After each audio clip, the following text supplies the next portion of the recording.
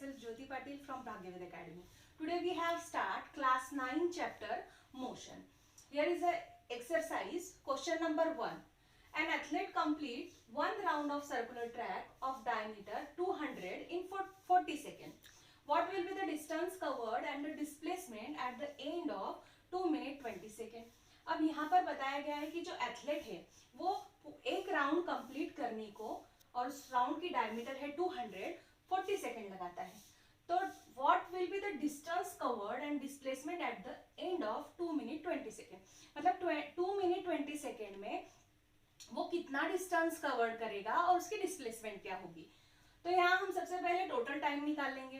तो total time is equal to, मतलब दिया हुआ है टोटल टाइम, लेकिन वो मिनट में दिया है 2 मिनट 20 सेकेंड. तो 2 मिनट को हम पहले सेकेंड में कन्वर्ट करेंगे. तो 2 इंटू 60 मतलब 1 minute is equal to 60 second. तो 2 into 60 plus 20, 120 plus 20 is equal to 140. अब 40 सेकेंड में वो 1 राउंड कंप्लीट करता है. तो 140 सेकेंड में कितना करेगा? तो 1/40 इंटू 140. 0 0 कैंसिल हो गया. 2 2 जा 4, 2 7 जा 14, 2 1 जा 2, 2 3 जा 6 और 2 5 जा 10, मतलब 3.5 उसके कंप्लीट राउंड हो गए. अब यहाँ हमें रेडियस फाइंड करनी है. अब रेडियस जो है डायमीटर की हाफ होती है, इसलिए 200/2 is equal to 100 metre. Distance covered in 1 round is equal to circumference of circular track. अब यहाँ सर्कमफरेंस क्यों लिया है? क्योंकि ये जो ट्रैक है वो सर्कुलर ट्रैक है. तो सर्कुलर ट्रैक का सर्कमफरेंस क्या होता है? 2πr. तो 2πr 2 इंटू पाई की वैल्यू हमें पता है 22/7 इंटू आर अभी निकाला हमने 100. यहाँ इसको सिंप्लीफाई किया 4400/7. तो यहाँ 628.57 मीटर इसका डिस्टेंस आया 1 राउंड का.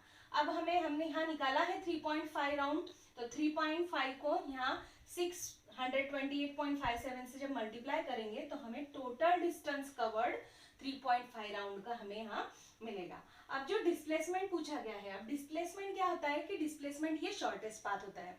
तो शॉर्टेस्ट पाथ हम यहाँ से ए से डायरेक्ट बी यहाँ जा सकते हैं और ए से बी जो है वो हमें 200 मीटर डायमीटर दी हुई है, इसीलिए डिस्प्लेसमेंट क्या हो जाएगा? 200. Here is our next example. Joseph jogs from one end A to other B of straight 300 meter road in 2 minutes 30 seconds and then turn around and jog 100 meter back to point C in another 1 minute. So what is the average speed and velocities in jogging? मतलब यहाँ पर बताया है कि Joseph जो है वो jog कर रहा है पॉइंट A to B और उसका जो डिस्टेंस है वो 300 मीटर दिया हुआ है और उसका जो टाइम है वो 2 मिनट 30 सेकेंड है. एंड देन टर्न अराउंड मतलब वो बी से वापस बैक आता है और कितना 100 मीटर और उसे टाइम लगता है 1 मिनट. तो what is the average speed and velocity in jogging? तो यहाँ पर जो जोसेफ है उसकी एवरेज स्पीड और उसकी वेलोसिटी क्या होगी?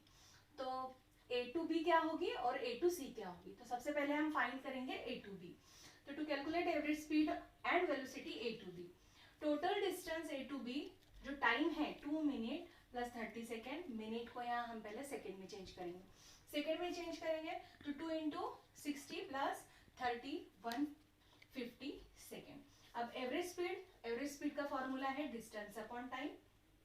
तो डिस्टेंस है यहाँ पर हमारा 300 अपॉन टाइम जो है 150 सेकेंड. तो 152 जा 300 तो 2.0 मीटर पर सेकेंड उसकी एवरेज स्पीड आ गई. अब उसकी एवरेज वेलोसिटी, तो average velocity is equal to displacement upon time.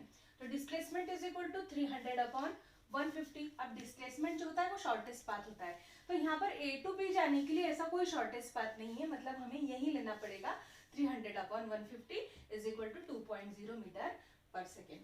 अब हमें A to C उसकी एवरेज स्पीड निकालनी है. तो distance covered A to C. अब A to C मतलब वो पहले A to B गया और फिर B to C आया, मतलब A to B plus B to C. A to B जाने के लिए उसका जो डिस्टेंस था वो था 300 प्लस B to C आने के लिए प्लस 100.